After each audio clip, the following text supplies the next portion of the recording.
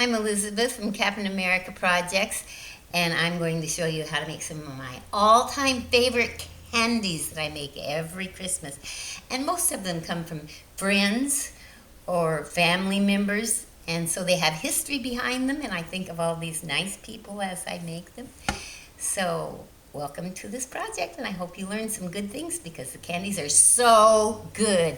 Even last year, I think it was the recycling man said, I always thought my mother made the best cookies and things for Christmas until you came along, and now I say you top her. Your candies and your cookies are better than my mother's. So I said, wow. So anyway, I'll give you my favorite recipes.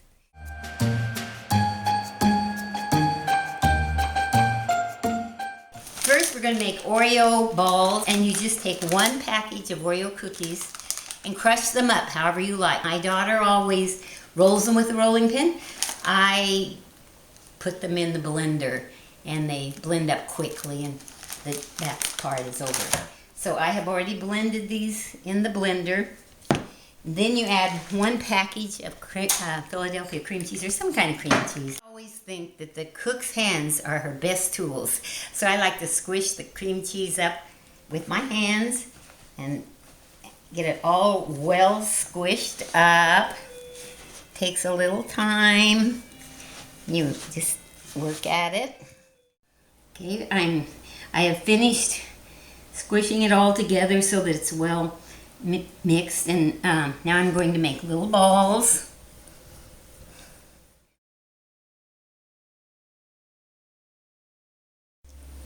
And now our plate of deer droppings is completed. Yay! Now we'll put a little snow on them by using white chocolate chips instead of the dark. Now I will put some white chips in the microwave for I think about 15 seconds. And the white might take a little different time than the dark. I've always used dark before. We'll see. Now I took it out of the microwave. I checked on it about every 15 seconds, and it totaled about a minute.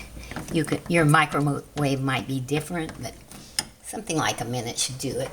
Now, since it's all melted, I dipped it in, and then I'll take it off and put it on the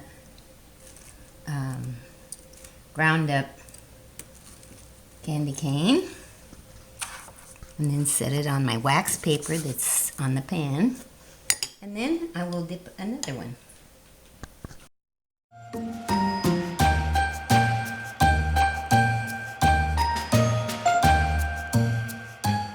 Next, we're going to make seized fudge.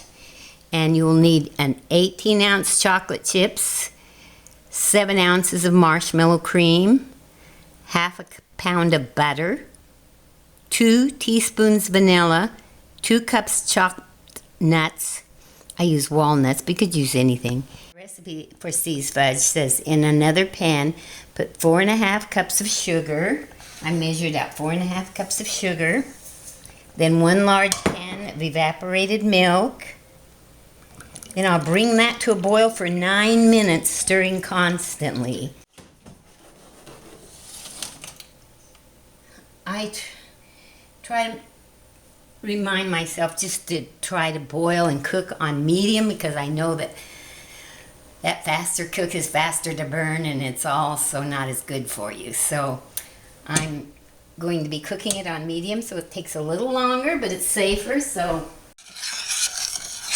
okay, our mix is boiling now, and I know the recipe says to stir it constantly, and I know that milk does burn, but honestly, I don't usually stir it constantly. I do other things and come back and stir it every once in a while. But okay, and I'm back. Let's see. In the good old days, when I got this recipe from a family member, actually it was my brother-in-law, a co-worker gave it to him, and in those days you got chocolate chips in 9-ounce packages. So 2 9-ounce packages was 18 ounces. But now you don't find that anymore. So I just measure it out, and the measuring cup has ounces on it. So I try to figure that's about 18 ounces there. And I will add this to my boiling mixture. So how much is 18 ounces about? It's about, in cups, I would say about 2.5 cups. So now I'm going to add the marshmallow and nuts and chocolate chips and all that good mix together with the butter and into the hot, boiling hot mixture. We've mixed the two batches of things together, and now we will pour it into the pan.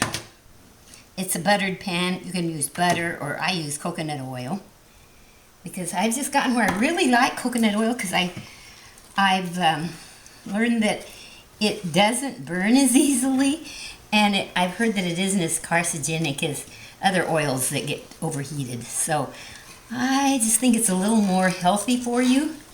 Maybe because it's a new item out and they haven't learned all the disadvantages, but right now I'm hearing such good reports that I've kind of graduated from olive oil.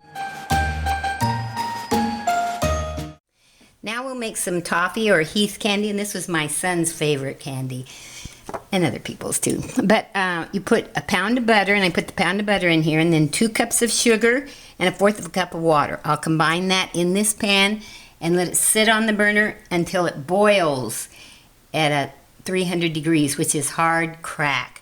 I use a candy thermometer. Okay, now this is the Heath bar, or whatever you want to call it. I call it a Heath bar. And it's the amber color. When it gets amber colored, I know that's hard crack. And I measured it with the thermometer to make sure it was 300, and it was. So now I just pour it in the buttered pan, actually the coconut oil pan. This is so good. One of the teachers in my school, a man teacher who is now a missionary,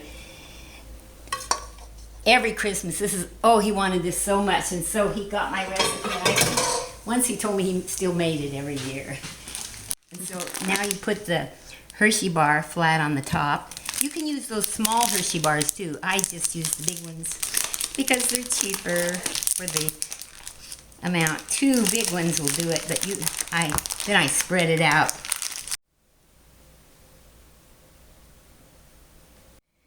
So now it's covered. The chocolate is everywhere. So we'll put the nuts on.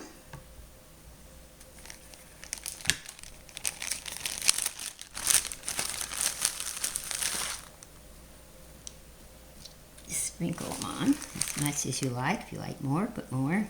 So, I think that's good enough. That's it. Beautiful. Done. Now we're ready to finish up the project. So we're going to break this into little pieces. It's the toffee. And then we'll cut the seized fudge into little blocks, little pieces.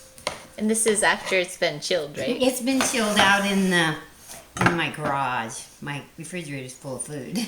So we'll break this all up in little pieces, and then we will put a little piece of every different kind of candy in a box, and maybe put a candy cane on top, and it makes a very nice gift. Anybody would want to get this beautifully sweet gift.